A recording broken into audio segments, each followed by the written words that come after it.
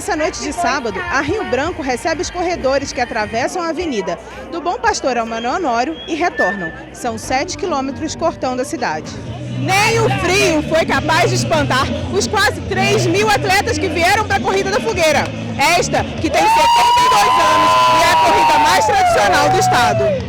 Mostrando a tradição de Juiz de Fora também no esporte, pioneirismo. Essa corrida que já foi uma das mais importantes do país, hoje está entre as mais importantes de Minas Gerais, então esse é o grande significado da Corrida da Fogueira para o esporte em Juiz de Fora. A Fogueira atrai corredores da cidade e da região e premia os 5 melhores nas categorias feminino e masculino, os 3 primeiros atletas com deficiência masculino e feminino, além das premiações por faixa etária. Corrida da Fogueira, corrida tradicional Juiz de Fora, representa superação, né? Representa força de vontade mesmo, de competir, né? De superar cada dia, cada hora.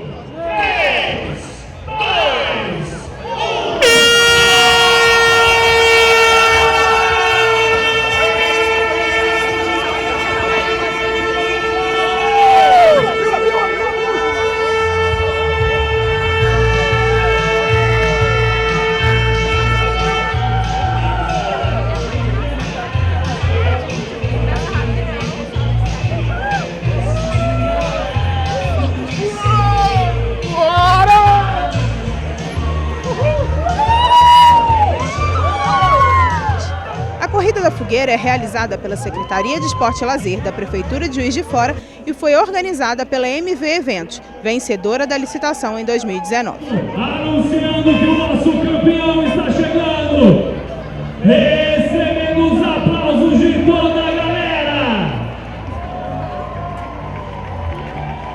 22 minutos de prova. Lá vem ele, lá vem ele, lá vem ele. Fico muito feliz de estar fazendo parte dos grandes campeões da Corrida da Fogueira. Você é Juiz de Fora? Sou de São João del Rei. Você veio só para correr a fogueira? Você fez alguma preparação para essa corrida? Sim, preparei bastante, porque já sabia, né, que o nível é forte, né, por ser a Corrida da Fogueira. E vim preparado para poder fazer um bom resultado e brigar pelo pódio também.